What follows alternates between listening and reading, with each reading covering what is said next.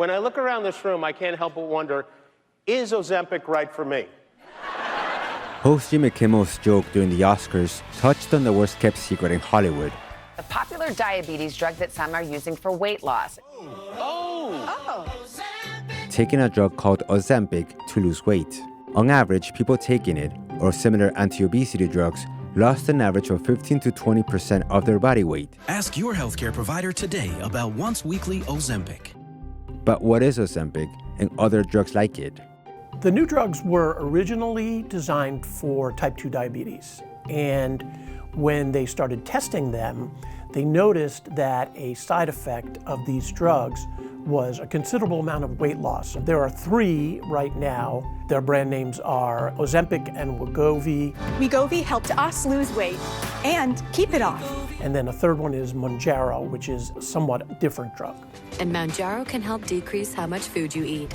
These injectable drugs improve blood sugar levels in adults with type 2 diabetes. They're also prescribed to help people lose weight. Ask your doctor about once-weekly Mounjaro. But to understand how these drugs work, first we have to know how the brain regulates weight. The human brain is a complex web of connections. Think of it as a highway like the one connecting the East Coast I-95. There are 2 roads or pathways that the brain uses for appetite management.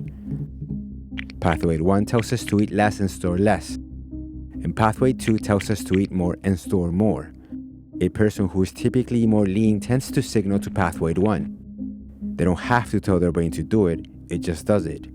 But for obese or pre-obese people, there's less flow to Pathway 1. The active ingredients on these drugs stimulate Pathway 1, increasing the feeling of satiation and decreasing hunger, while suppressing Pathway 2. But they also work in a few other ways on the body. One of the things they do is slow movement through your GI tract. So when you go to eat something, it moves really slowly through the GI tract. You can imagine if you eat breakfast and it's still moving really slowly, what happens at lunchtime? You're probably going to still be a bit full because it's moving pretty slow. You're like, oh, I don't think I'm that hungry. It also improves how our body secretes insulin, which is in our pancreas. Insulin is a hormone that takes the sugar in your blood and puts it in your cells, which they use for energy. And it does one additional thing. It browns our white fat tissue.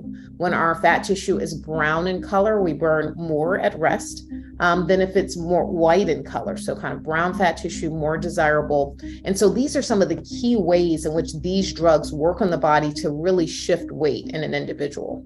The Mayo Clinic says these drugs mimic the action of a hormone called glucagon-like peptide 1. Doctors say the GLP-1s appear to help curb hunger, slow the movement of food, and as a result, you may feel full faster and longer, so you eat less. But as with any drug, there are side effects. The main ones are nausea, vomiting, diarrhea, a lot of gastrointestinal issues. However, as they figure out the correct dose for you, that often subsides. There is the potential for more serious side effects like pancreatitis and other inflammatory diseases. Victoria Moreno, a 21-year-old veterinary student in Chile, said her doctor prescribed Ozempic because she has insulin resistance. She said she felt nauseous at first, but that the results outweigh her side effects. Bueno, después de ese video me llegó tanto apoyo como muchísimo hate, de hecho mucho más de lo que esperaría. Comentarios como, Linda, ¿por cuánto tiempo te lo recetó tu doc y la dosis? Me parece mal que jueguen así con su vida y también con los demás. Los diabéticos van a la farmacia y por gente así no hay insulina.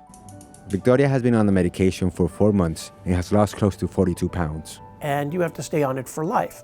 But there are lots of drugs that people are on for life.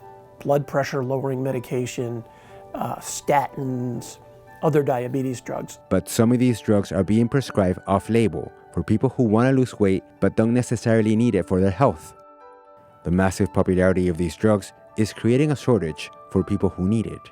The companies that make these meds were not expecting the degree of demand. And so I think there's a collision of storms. According to the most recent data, which was my study published in the Mayo Clinic Proceedings, only about 1% of individuals that meet criteria for medications are actually on them. But look, this market is gigantic. There are predictions that this group of drugs could be the biggest selling in pharmaceutical history.